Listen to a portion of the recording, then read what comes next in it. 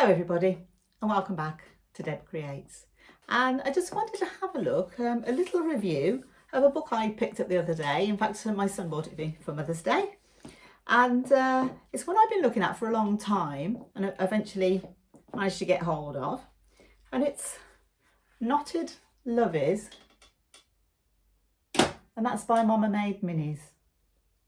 So the actual name of the creators is Alison Dratch and Lindsay McNutt. So they're the creators of Mama Made Minis. So what they are is, I will call them, they're called Knotted Loveys. So it's like a cuddle blanket then in the shape of an animal. So its body is flat, so you don't need any stuffing and expensive bits for it. But the head you stuff. And then the legs you make long and tie a knot in. So I've made the duck. So here's the duck. Well, chick. They call it a chick, but it looks like a duckling to me, I think. So this is a little tail on the back, little fluffy tail on the back, little feet, and there's where you knot the legs. It's just something for the babies to hold on to, I guess, or a little bit of texture in it. Little wings. There's his beak. And this one I've put toy eyes in, so it wouldn't be recommended for any under 3s, but I am going to make some with crochet eyes as well. So so that's our duckling. So in this book there are loads of animals to make, and it really is lovely. It really is. So I'll show you some of the pictures in it. So are they easy to follow the patterns? Most of the pattern is easy to follow. I would say the knotted bit is tricky because they suggest an amount of rows to do to put that knot. And to me, it's not long enough. It's not long enough by a mile. So you end up struggling so hard to try and put the knot into the legs that you nearly give up, you know. So I would suggest if anybody does get it and you struggle with things like that, maybe it's me and my clumsy fingers, but I just can't get it. It's like doing the end of a balloon, you know, not enough to get it through and pull. So so for me, it's not long enough. And especially using the thicker walls. So I used for the duckling, I used this wool, which I got from my local wool store, and it's called Toasty, and that's sort of like a mottled yellow. And then I used the orange and the same wool for the beak, and it's lovely and soft, really nice, really squishy, and I think it made a really good job of our little chick or ducky. So so I'm very, very pleased with how it turned out.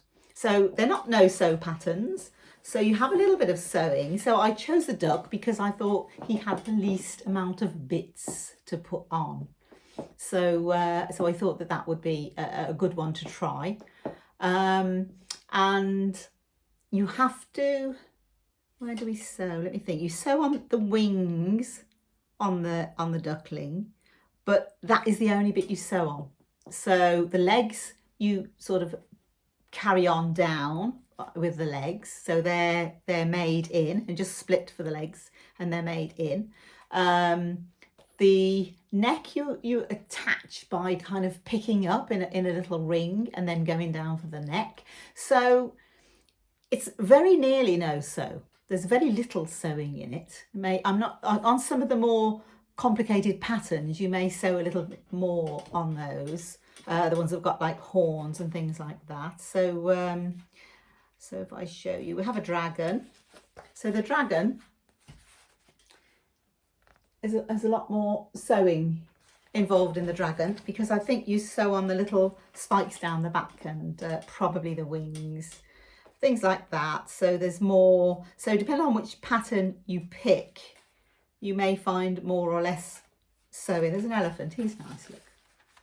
I'm going to try this one because it doesn't look like too complicated. That one, it's all one colour, because some of them have a lot of colour changes in, but that's all one colour. So you're not, having to sewing ends and all that sort of thing, which is really annoying. But quite a few of them are quite plain in the colours, quite simple in the colours. So I really like this fox.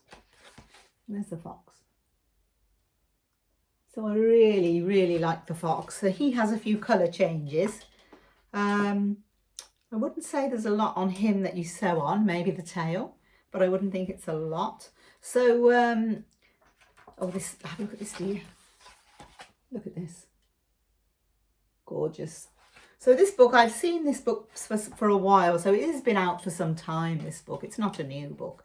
And I think you can probably get like a harder cover one, but this is just the small paperback size. So it shows you there the creatures that you can make. So you can see them. I think most of them, there's a few of them on there, quite a few of them. So we've got there the monkey, the dinosaur, the yeti, the rabbit, the fawn, the elephant and the fox. So, but there are, as I say, there are more than that, because there's a unicorn, a duck, a lamb, a cow. The cow's nice, there's a cow. A goose, there's also a goose. So there's a lot of, oh, panda, a frog. The frog is great. Let me show you the frog. And he doesn't look too bad. I'll show you the frog. Come on, frog, where are you? There he is. So he's all one colour. So there you go. You haven't got to mess around with colour changes. And I would say there's nothing that you actually have to stitch on to him. Do we stitch the arms on? Might have stitched on the arms. That might be another bit that you stitch on. But it's not too bad. It's very little sewing involved in it, because I know that's a big no for a lot of people. You don't want to spend a lot of time sewing. So so that the least you have to sew on, the better. So if you pick your pattern carefully out of this one, there's not very much sewing. So I think it's a fantastic book. I'm really pleased with it. There's lots of explanation, pictures of how to do things. So if you're not sure about the stitch or how they're doing something, there are guides in here. There are pictures, photo guides, and also explanations of how to do it. Sometimes I still have to go to YouTube and go on a tutorial and have a look to see how you actually do it. But it's a great book, so I would definitely recommend it to any crocheters out there. And I think that you'll probably, some of them say are like beginner friendly. They say it's beginner friendly because it's all, a lot of it is just a single crochet. It's all just done in single crochet.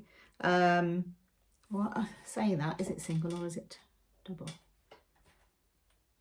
Actually, it might be half double crochet that we're doing. But anyway, it shows you all of the stitches there, how they're done, with explanations that they're using. So you do have an easy way of following along there. There are some bobble stitches in some of them, which are tricky. But again, if you're not 100% sure how those are working, you can go onto the internet and pull a video tutorial of how to make a bobble stitch. And that's what I do, because it's so much easier when you can watch it than trying to do it from a book. Somehow, if you can actually watch what's happening, you get the idea. So so there's a bit of front loop and back loop only in there, but again, that's fairly straightforward. So so I think that somebody who's had a little bit of experience of crochet would definitely be able to make these, and they're absolutely brilliant. So lovely presents, great for your craft stall if you run in a craft stall anywhere. Very eye-catching, and yeah, I think they're absolutely lovely. So so we'll give Knotted Loveys a big thumbs up, and definitely worth getting. It wasn't expensive. I think it was about £12, which really, for the amount of patterns that are in it, is very, very reasonable. So give it a go. So yeah, I hope you liked my review. I hope you liked Knotted Loveys. So give it a go. Thanks for watching. Bye.